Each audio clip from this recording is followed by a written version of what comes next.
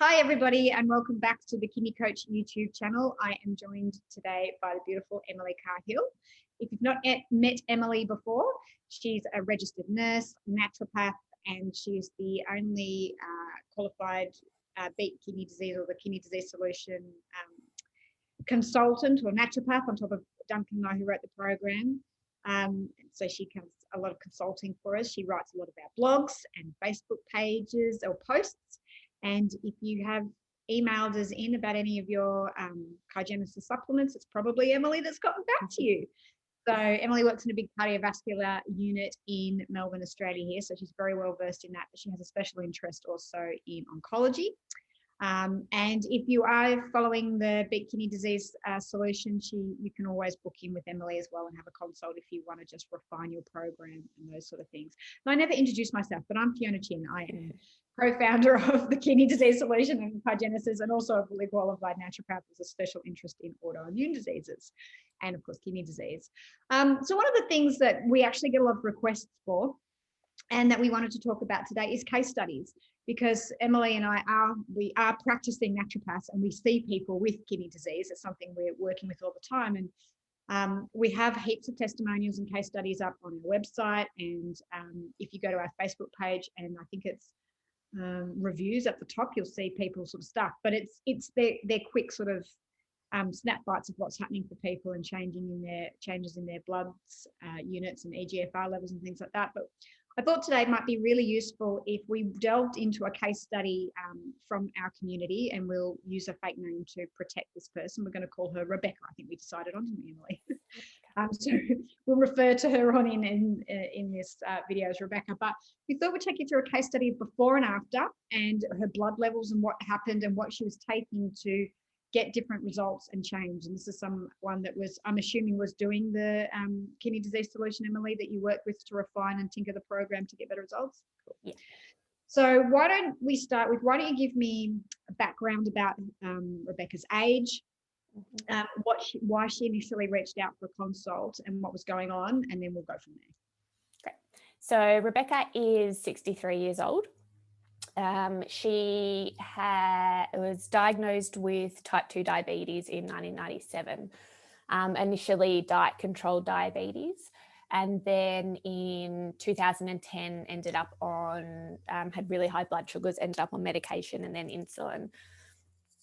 Over the sort of year before I started seeing her, her kidney function had started to reduce quite dramatically on her blood tests. And she had come across the Kidney Disease Solution program, purchased the program and started to sort of put it into action. And then contacted us and came in for a consultation for a bit of assistance in how to apply the program and how to personalise it a bit more to her. So what was her eGFR and her creatinine levels before you started working with them? So her creatinine, so this is in, she's from the US. So in terms of, it'll sound different from people in Australia. So her creatinine was 1 and so her eGFR was 61. So she was just on the cusp of stage 3 kidney disease. And her eGFR had been reducing sort of each blood test over the previous, year or so. Okay, great. And so had she done anything with the program before you started with, or she was just overwhelmed and just wanted someone to walk her through that initially? She had seen a lot of medical professionals, a lot of different doctors and naturopaths and things like that prior to finding the program. But they hadn't felt like she was really getting anywhere. So when I saw her, she'd been on the program for about a month. Been taking sort of some of the supplements, had started to make the dietary changes sort of about a month before I saw her. Okay, so it wasn't like she'd been doing it for a couple of years and hadn't seen anything. She was just getting started, so we wouldn't have seen any changes. Okay, great. So, okay, she comes in. So run me through what you saw or flagged as. So if you are part of our Kidney Disease Solution program, you'll see that we've got like level 1 that everybody goes on, and then we treat the drivers. So in this case, it's going to be, I'm assuming you've decided the driver was the diabetes and the blood sugar. Yeah. Okay. So run me through then what you changed in the program, and let's go right through. Let's be specific. So she's got diabetes. What did you talk to her about diet? Let's start there. So in terms of her diet, she was on sort of quite a low carb diet. We had her increase more of her alkaline forming foods, so particularly vegetables. She then cut out all red meat and had her eating just sort of smaller amounts of chicken and fish, and then increasing some soy as well. And yeah, but largely she'd already made some really good changes with her diet before she'd sort of got to me. But sorry, I just wanted to ask, what was her diet like previous? Was it terrible, or was it not too bad? No, it wasn't too bad, because she'd been trying to manage her blood sugars and been seeing a lot of people for that for sort of years, prior to. So I just want to reiterate, she had already had a good diet. It's not like she was failing there, but her kidney function was still declining. Yeah, declining. So it's not like she'd been eating McDonald's or KFC every day. She was eating probably relatively well. It sounds like you made some just kidney specific tweaks, and she was already low carb. Her kidney function was still declining. Okay, great. I just wanted to clarify that. Yes, yeah. And so before she started seeing me, her last bloods before I started seeing her. So yeah, as I said, her eGFR was 61. Her bun was elevated, so that was up to 39. And the other thing with her was her ALP was also elevated.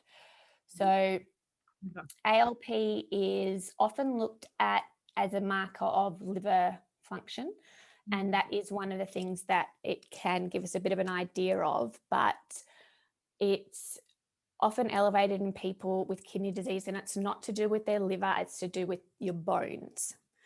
So as well as being, a little bit of a marker of liver function, it actually tells us a lot about the activity of the bones and bone turnover and bone metabolism. So because of often the changes in things like parathyroid hormone, phosphate, and then the alterations in calcium that people in kidney disease have, they are at higher risk of osteoporosis, because one of the things the body does when your phosphate's high and it's trying to get more calcium is it'll actually leach the calcium, so take the calcium out of your bones and take it into the bloodstream. And so what we get is people with really fragile bones. But the other issue is that calcium also can get moved into different areas of the body. So we can get calcium in our blood vessels, in our heart, and that's actually, the studies have shown that people with kidney disease who have high ALP have a higher risk of cardiovascular death and death from any cause as well. So that's something that I always like to check. She had been told by a previous healthcare professional that she had fatty liver because her ALP was elevated. But yeah, so I just sort of explained, we went through all of our other liver function, liver enzymes were fine. So for me, it was more about her bones. Did she have a thyroid test at all, and a vitamin D? Would they run? Vitamin D, yes. No, at that stage, she hadn't had a parathyroid hormone. So vitamin D at that point was 49.4 nanograms. That's the US. Yeah, that's the US version. Yeah, US, yeah. And no parathyroid hormone. So they'd missed some big tests there. And I guess she hadn't had a DEXA scan or anything like that. Had she had any of those done? Yeah, right, okay. And had she had blood calcium checked? Yes, yeah. So calcium was 10.3. So at the high, that's sort of right, that high end of the range. And phosphorus was high as well. Right. So that if you're looking at that and you've got your high ALP and you've got your calcium on the high end, your phosphorus is high, you're going, hang on a minute. And we don't have a parathyroid to check. So, that's telling us she's dumping calcium probably into the bloodstream. Okay. Yeah. Great. So, that was kind of one of the areas of concern. And also her potassium was elevated. So her potassium was 5.4. Okay. So lots of bone and kidney markers there. Even with, and it's interesting because even with an eGFR of 61, so she's only border, but her potassium's elevated. So we've got quite a lot of biochemical changes in the body trying to find its homeostasis by moving everything around, even though she's still in early stages of chronic kidney disease. So, okay, so tell me, apart from the dietary changes, what else did you do with her from a nutritional herbal supplementation protocol? Yeah. Oh, and was she on medication? I should ask that first. Yes. Yep. So she'd been on amlodipine to protect her kidneys from the doctors to protect her kidneys since 2012.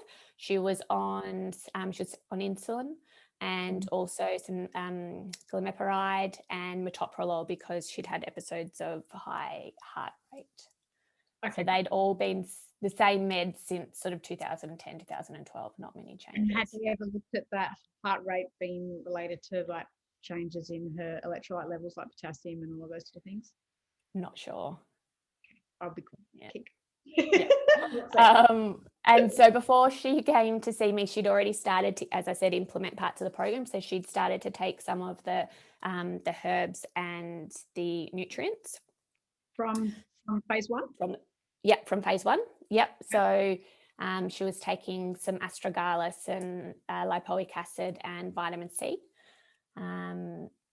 And so after our first appointment, I made some changes to her supplements.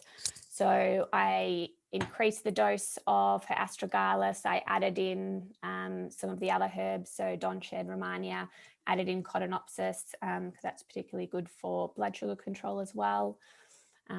She had high inflammatory markers on her blood tests.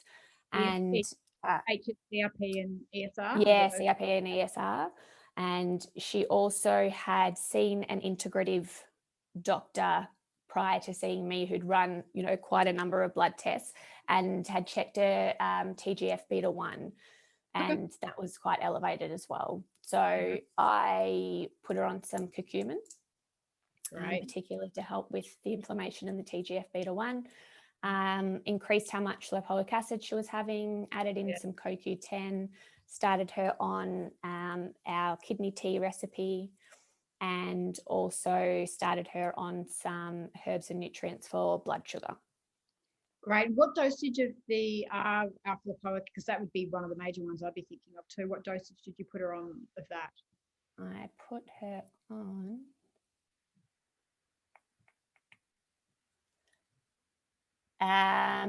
400 milligrams a day. Nice. Well, it's not on the high end. It's in the I sort of, in terms of doses, because I was adding in quite a few things, I wanted to make sure her blood sugar wasn't going to drop too rapidly. So sort of started there. Yeah, I guess because you've put the curcumin in there as well, which actually curcumin, you probably, like, for people that don't know, will actually help protect the bones as well. I can't remember the mechanism it works with, but they're beginning to find a link between that and curcumin. I think probably due to its anti-inflammatory effect. Any fish oil? Not at that point. Okay, great. Keep going. Yeah. So then she had some more bloods done.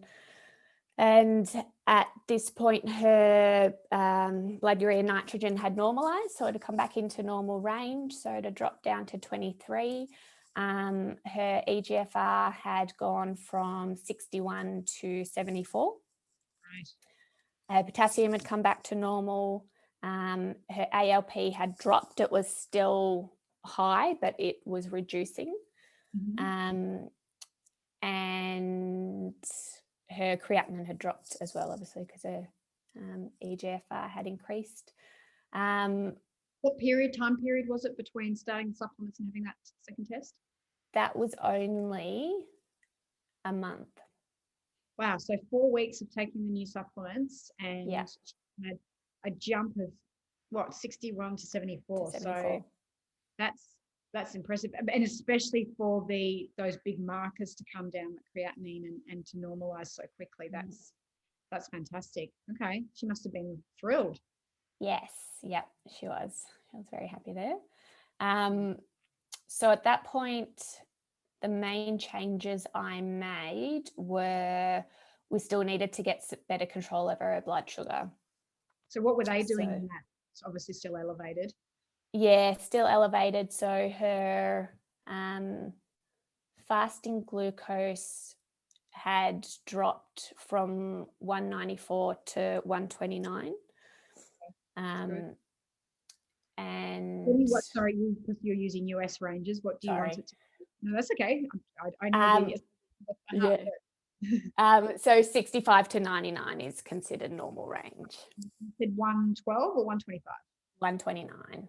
129, and we want it down to at least in the high 90s. Okay, so she's still got a bit of way to go, but if she can drop with that within a month, hopefully another month, it will continue to go. So okay. So I made some changes with what we were doing for blood sugar.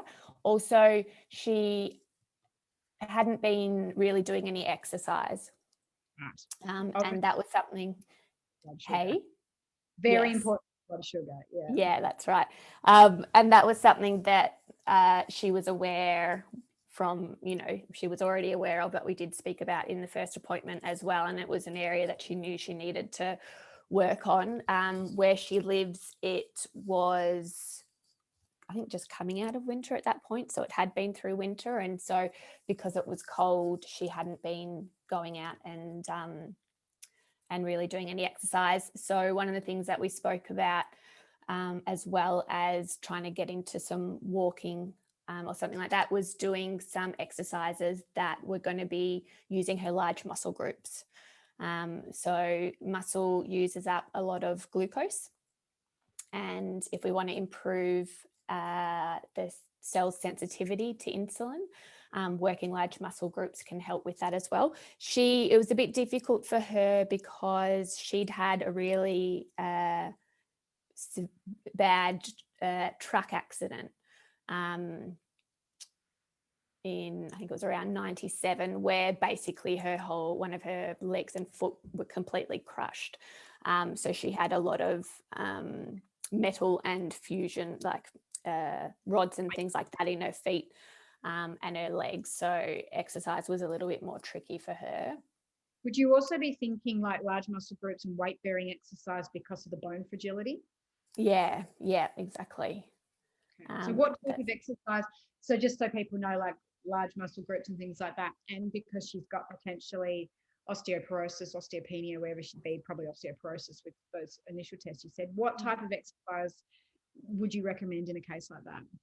Yeah, so we spoke about doing things like lunges and squats, things that she could do inside and because her balance isn't great, still be able to, hold on to something and things like that. I spoke about, getting some small weights and using those as well. Any kind of those weight for someone who's able to, things like skipping is really good. Anything where it's kind of getting a bit of pressure on your bones, because that's helpful in terms of bone density. I love those, and I am a big fan, if people can get them, is the power plates. They're great for improving bone density and things like that. Are they the vibrating plates? Yeah, you like that? Yeah. They're good. A lot of MS Parkinson's patients can't use them, especially me. It just sets all that off. But if, for bone density, those power plates are great because people can just stand on them.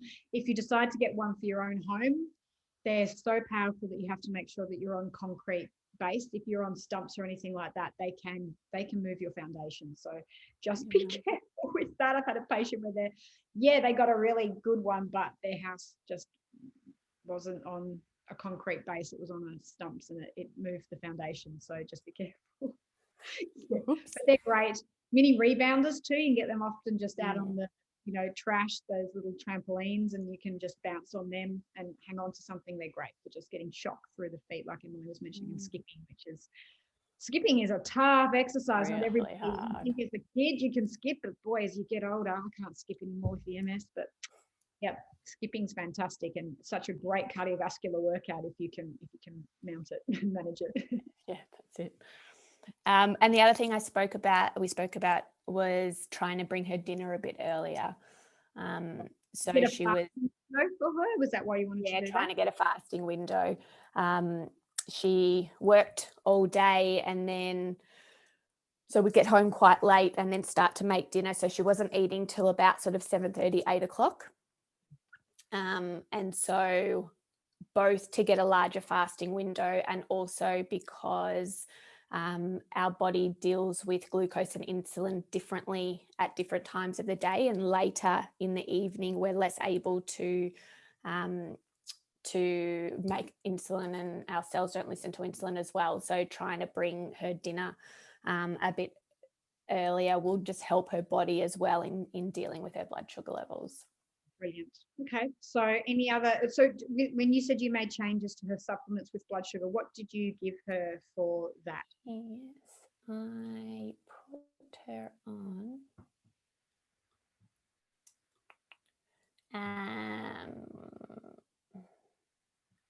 so I had her on Diabetic. So that's a formulation that has chromium, gymnema, beta-melon, quercetin, and that's thorn, that one. Yes, thorn, yeah.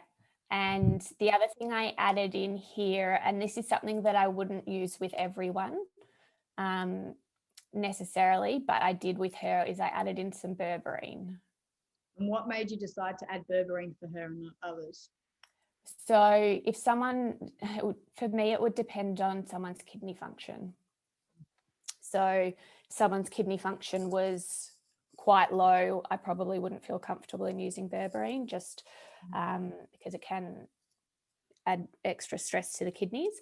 But for her, because her kidney function was on the way up and improving, and because, we were finding it hard to get her blood sugar levels down, we decided to trial the berberine. Did you use a thorn berberine as well for that one? I did. I like their berberine. Yes. I like both those formulas. So if you're looking for, and I know we recommend it a lot, again, our resource page will hopefully be up soon, but Thorn is a really great quality product. They keep everything. You can get them off iHerb, and they're one of the few ones that are top-notch quality. So we like using them. Yes. Yeah, I think they were the main changes. Yeah. Yeah, and also she had been having some abdominal pain and found that she had gallstones. But makes sense with the high calcium. Yes. So that doesn't, that totally makes sense. She's probably quite. Did anyone check her oxalates? No. Yeah, so she probably had elevated oxalates from dumping the calcium and not having enough bile to conjugate. Then it would have formed gallstones. So that totally. Hence, then why the berberine would have been a good choice too, because berberine has a stimulating effect on the gallbladder. So. Yes, true. And so we also at that point added in some fish oil. Great, so glad to hear that. Yes. Let's get in there somewhere. Yes, gotta go in there. Great. So you want the blood sugar balancing Dablin from Dablin, did I get that right? From Thorn. Dablin, yeah. Yep, and then some fish oil, anti-inflammatory, which will also help with blood sugar regs and just the cells. Anti-inflammatory, kidney protective, especially if she's dumping calcium. And then obviously the berberine, which will help with gallbladder stimulation, fat conjugation, reducing oxalates, and then you're also looking at that to balance blood sugar levels, as well as the other things you mentioned previously. Yeah. Yes. Correct. Yep. Continued on with those. Fabulous. Okay. Then what happened with her bloods? Then, so she had bloods again 3 months later. Mhm. And at that point, her bun had stayed normal. Her creatinine had dropped a little, so 0.75. So eGFR was now 80. Yeah, which was awesome to see. Her potassium was still normal. Her ALP was now in the normal range. So that had dropped down to normal. Yeah. And her HbA1c had dropped a little. So HbA1c is a marker of blood sugar over 2 to 3 months. So that had come down to 12.3, so still elevated. So we still had work to do there. Fasting glucose, had that dropped? Fasting glucose wasn't done. Okay. Done the HbA1c. Also the other thing that had been reducing over time was her anion gap. Which is a marker of acidity. Yeah, so the anion gap is a calculation based on sodium, potassium, chloride and bicarb in the blood. And as Fiona said, it's a way of looking at how acidic the body is. So at its highest for her, it was 20.4. Oh, and just so you know, everyone listening, that when the body becomes acidic, that's very high, that's acidic. When you have an elevated acidity or anion gap, the way that the body neutralizes it, it pulls calcium from the bones to try and neutralize it. So not only did she have her elevated ALP, I suspect if we'd run a oxalate, her oxalates would have been elevated. But to try and neutralize this massive acidity, she's pulling calcium out of an already fragile bone system to try and neutralize this acidity, which would then put more pressure on the kidneys and everything else that's going on. So the body just works so together to try and fix all of this, and that's why you need to, so many of these things get missed and you have to work together. So yeah, so what had her anion gap come down to? So it only come down to 17.6, so still a way to go. Yeah. And we want it around, I like it around 12 to 10 to 12. Where do you like it sitting? Yeah, usually around 10 to 12. Also, she'd had some improvements in her cholesterol levels. And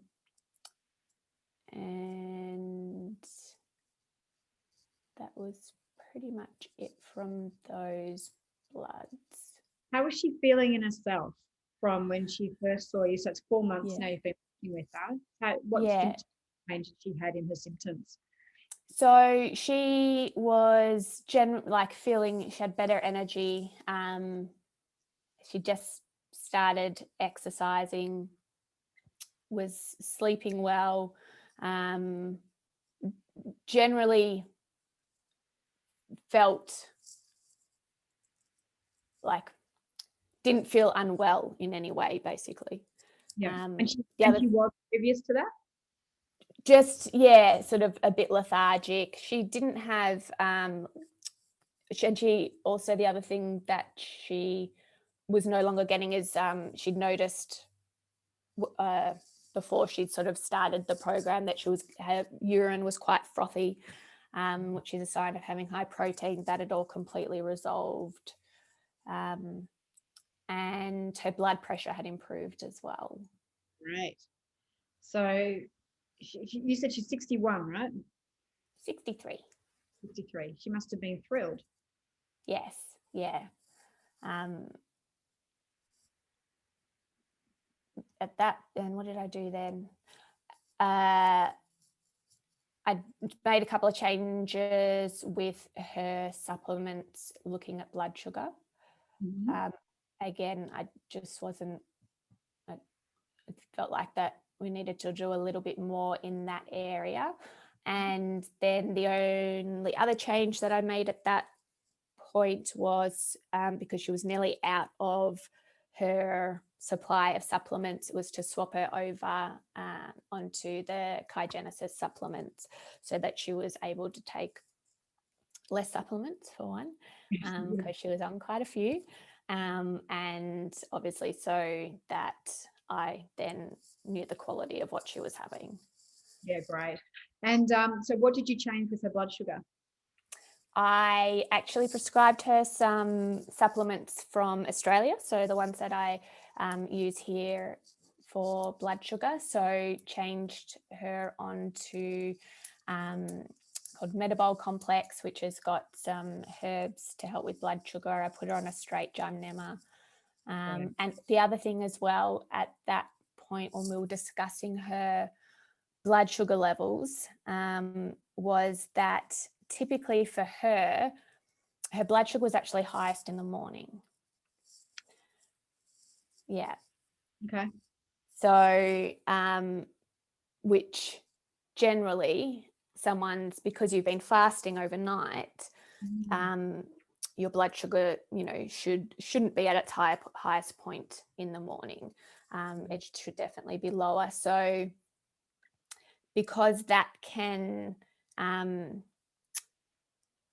what I decided to work on as well alongside some of the blood sugar lowering herbs and nutrients was on her stress levels and on her cortisol, because melatonin levels were around the wrong way. Yeah, exactly. So cortisol increases blood sugar. Cortisol should drop to its lowest point at night before we go to sleep.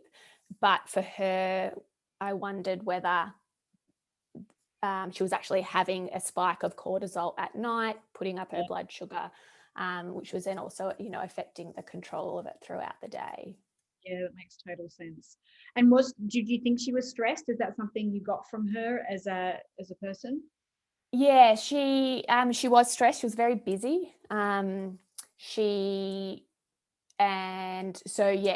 did feel like she was stressed. Her job was quite stressful, although she did enjoy it. She'd also had a long period of about 20 years of really severe stress with a job that she was in previously. So that, sort of that HPA axis sort of dysfunction as well. So yeah, that was, I think, definitely, she herself felt stressed. I'm so glad you mentioned that, because that now makes sense probably why the blood sugar wasn't falling the way it should, because blood sugar, cortisol, that whole, like you said, the HPA axis and the endocrine system, if she's got elevated cortisol is like a master hormone in the body. So if your cortisol goes up, which is what happens in stress, the way that the rest of your body deals with that is it pulls in the receptor sites from all the other cells, because it's trying to stop all the cells picking up cortisol and everything. And that means that your insulin receptors, glucose receptors on the cells get pulled in. So even though everything that Emily's doing might be improving the way that the body's producing insulin and all of that sort of stuff, if the body's still producing too much cortisol, the cells won't pick up on that. So you still get like an insulin type resistance going on. And so therefore the blood sugars won't fall as quickly as you want them to because of the stress. And that's why in the program we say you've got to do mind, diet, like it's why it all works, because as Emily's going to, I'm sure, point out here, that unless she got the stress levels under control, those blood sugars probably wouldn't come down into a normal level, because she's fighting against high cortisol, which is going to keep those blood sugars elevated. So I love this. I'm glad you picked this case study, because it's such an encompassing one of making sure that she's doing mindset, exercise, diet, lifestyle, everything. So I interrupted you, but I wanted to point that out, because stress has such a massive impact on all of these things. And it makes total sense now why the supplements alone in a non-stressed person, with the improvement she had in the kidney function, I would say that her blood sugars would have come down into normal range. The fact that they're not says, and Emily, that's why she's so great at what she does. She can see that she's missing something there, because the rest of the body's responding. And it's this, exactly as she's talking about, this probably this stress response that's peaking during night, which, like Emily said, it should have fallen, and melatonin. So there's definitely something going on with that axis. So continue. Yes, yeah. But yeah, you're right. I did. It felt like something was missing. Like the kidney function was improving, but I wasn't seeing the changes in blood sugar that I would anticipated that I would have been seeing. So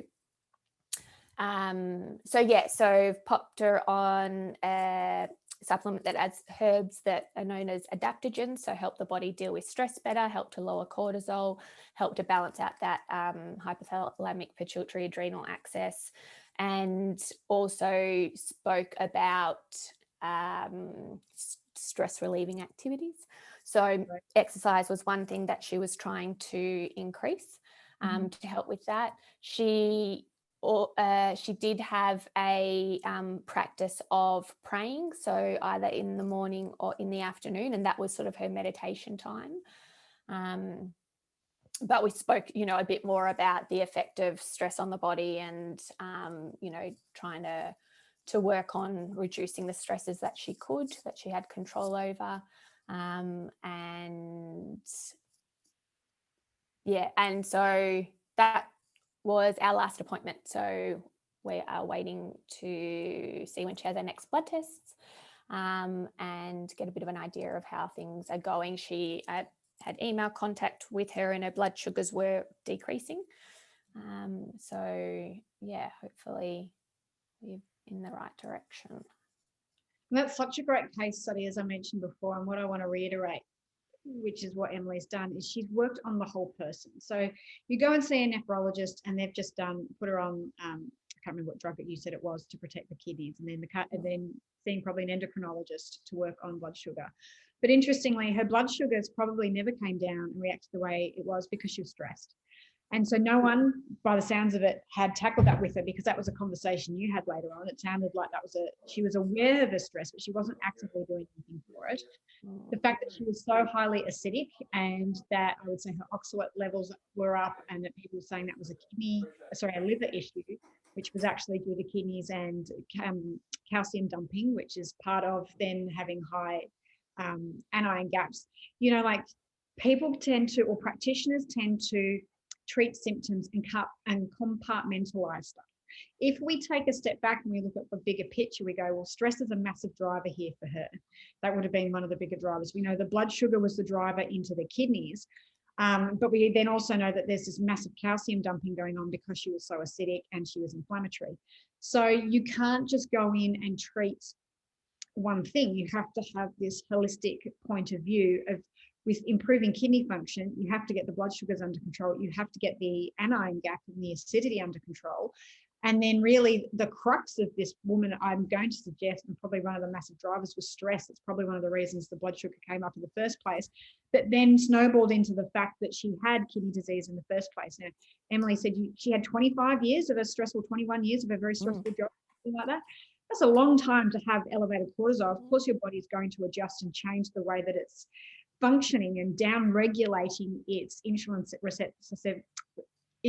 sensitivity and receptor site sensitivity, that then snowballs onto this. So this is why we say stress can cause these diseases. Now, probably the actual cause was stress, with, yes, a genetic environmental predisposition to all of that sort of stuff. So that's why we are such advocates of making sure people do everything. And there is no magic bullet. There's not one pill that will fix everything. It's a lifestyle change, and really having to look at your personality and everything behind it. And so, Emily did an amazing job there of, working through in a way that was manageable for her, not overwhelming.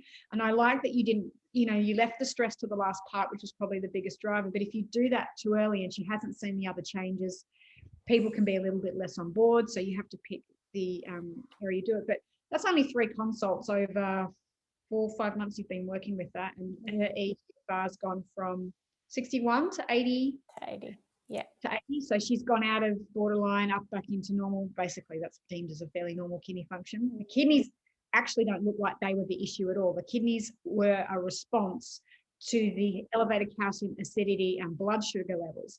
The high calcium acidity is diet and and that's due to probably high oxalates and the bioconjugation and things like that. And then the blood sugar is probably an effect of the stress. And so if this patient, and Rebecca can go back now and we've used a fake name just so you know, Rebecca can now go back and really now focus on managing her stress levels. That is what will keep her well ongoing long term. And that's what we talk about as naturopaths, is treating the person, not the disease, treating the cause, not the effect. And that's probably, I know Emily and I share this, the bane of our existence when we have patients coming out of the Western medical model. And it's not all doctors, I don't want to make a blanket statement, but a lot of this stuff gets missed. And then if we want to take a bigger step back of why she got so stressed about her job, there'll be probably some trauma from childhood about her having to be a people pleaser and, you know, getting her self-worth from working so many hours and things like that. And you can drop back into that to make sure that she doesn't pick that tendency that she has to maybe be, and I'm making stuff up, I don't know, Rebecca, to be busy or feel important or to have to feel stressed because that's where she gets her self-worth from, or that she feels like she's not of value to the community unless she's busy. And then we have to step back into that stuff. And that long term is how you change a person holistically and prevent disease. And so I think that was such a lovely example of such a great case study, and how just winding back the layers, you get to know a person more and more, and then you actually start to treat them at their essence rather than just at their biochemistry, which is when you make really the big long-term impacts on patients. So yeah, I think that's great. Is there anything else you wanted to add about Rebecca? No, I don't think so. I just think it's a really good, I mean, one of the reasons I chose, I guess, this case was someone who had,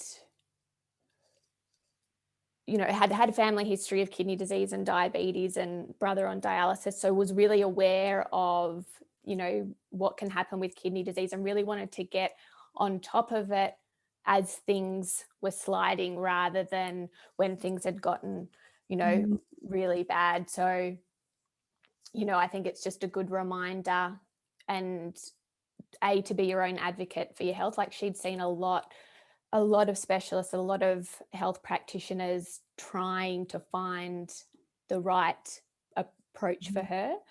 And she'd kept trying, even when she wasn't getting the results that she wanted. But also, you know, she was watching her blood tests, like she was getting copies. That's how she knew that, you know, things were changing. And so I think, you know, that's also a good reminder. And I obviously got permission from her to talk about her today, but what she wanted people to know was that, you know, there are too many cases of kidney disease that actually can be changed and can, you know, be improved, despite what doctors say and despite what she'd been told, which was, you know, your kidney function, hopefully it will stabilize it, but, you know, it will likely continue to get worse. Yeah, so yeah, I guess, which is amazing. And that you're right, because she was so proactive. She picked it up at 61. You know, she didn't wait till she was 40. And she knew, obviously, having a brother that had that. So she, you know, had that experience, unfortunately, from him. But yeah, she was very proactive. So yeah, it's what a great case study, and a holistic case study to choose. So Rebecca, who's not your real name, thank you so much for allowing us to share that with the community. And hopefully you guys find that really informative. It might be great if Rebecca is open to it. We can black her name out. Maybe we could put some copies of her, I don't know if I can do this on YouTube, but put her test results up so people can see the changes and things like that if we just blacken it out with the dates. Now, if you're on the Kidney Disease Solution Program and you think, okay, maybe I need to have my program tailored, Emily is consulting. I can put a link in there and you can use that link below to book in directly with Emily, and she'll happily go through and just check that sort of stuff.